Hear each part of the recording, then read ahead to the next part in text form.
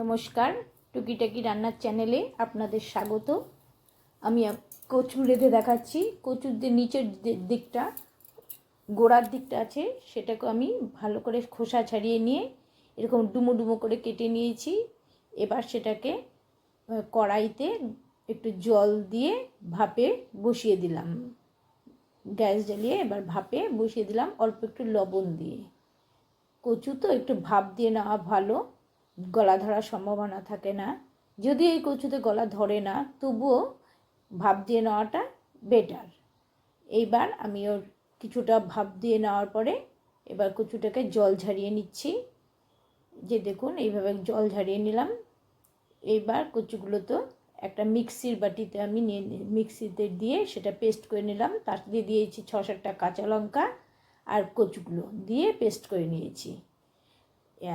আর এবার কড়াইতে শুকনো লঙ্কা আর কালো জিরা ফোড়ন দিয়ে পেঁয়াজ দিয়ে ভেজে নিলাম। এর মধ্যে দিয়ে দিচ্ছি হলুদ, দিয়ে নেড়ে চেড়ে এবার দিয়ে দিচ্ছি কচু বাটাটা, কচু আর কাঁচা লঙ্কা বাটাটা দিয়ে দিচ্ছি। এবার বাটিটা, মিক্সির বাটিটা ধুয়ে সেই জলটাও আমি দিয়ে দিলাম। এবার ওতে দিয়ে দিয়েছি শুকনো লঙ্কা গুঁড়ো আর আরও দুটো কাঁচা লঙ্কা আমি এরকম চিড়ে দিয়ে দিলাম, কেন কচুর তরকারিতে একটু ঝাল বেশি হলে তবেই সেটা ভালো লাগে। এবার মাঝে মাঝে এটাকে খুন্তি দিয়ে নাড়িয়ে দিচ্ছি যাতে কড়াইতে লেগে না যায়। ঢাকা দিয়ে দিয়ে বারবার নাড়িয়ে নাড়িয়ে এরকম রান্না করে নিচ্ছি। এতে আর কোনো মশলাই ইউজ করব না, শুধু নুন, হলুদ আর কাশ্মীরি লঙ্কার গুঁড়ো, এই তিনটাই আমি দিয়েছি এখানে। এবার ভালো করে নেড়ে দেখে নিচ্ছি। দেখুন অনেকটা টেনে গিয়েছে, কিন্তু এটাকে আরও টানাতে হবে। এটা কিন্তু কচুর শাক নয়, কচুর নিচের পোর্শনটা সেটা দিয়ে করলাম। এবার আমি একটা লেবুর 4 ভাগের 1 ভাগ আমি ওটাকে চিপে দিয়ে দিলাম।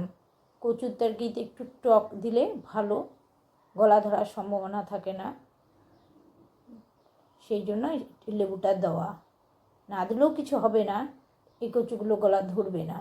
এবার আবার ঢেকে দিয়েছি। এবার একটু চিনি দিয়ে দিলাম। চিনি দিয়ে এটা নেড়ে নিচ্ছি, কষিয়ে ভালো করে কষিয়ে দেখুন একদম শুকিয়ে নিয়েছি। ভালো করে নেড়ে নেড়ে ঢেকে ঢেকে নেড়েছে, আর ঢাকা তুলে নেড়েছি আর ঢেকে দিয়ে এটাকে টানিয়ে নিয়েছি। আমি রসুন দিতে ভুলে গিয়েছিলাম, তাই একটু তেল দিয়ে রসুনটাকে একটু ভেজে নিলাম। রসুনটাকে ভেজে নিয়ে এবার আবার কচুটা দিয়ে দিলাম ওর মধ্যে। রসুনটায় পেঁয়াজ কুচির সঙ্গেই দিতে হতো, কিন্তু আমি ভুলে গিয়েছিলাম, তাই এটা পরে দিয়ে দিলাম। তার জন্য কোনো প্রবলেম হবে না, একই রকম টেস্ট হবে। এবার আমি ধনে পাতা দিয়ে একটু নেড়ে চেড়ে এবার এটাকে নামিয়ে নেব। আমার ভিডিওটা যদি আপনাদের ভালো লাগে, লাইক, শেয়ার, সাবস্ক্রাইব করে দেবেন। সাবস্ক্রাইব করার অনুরোধ রইল। আর নমস্কার।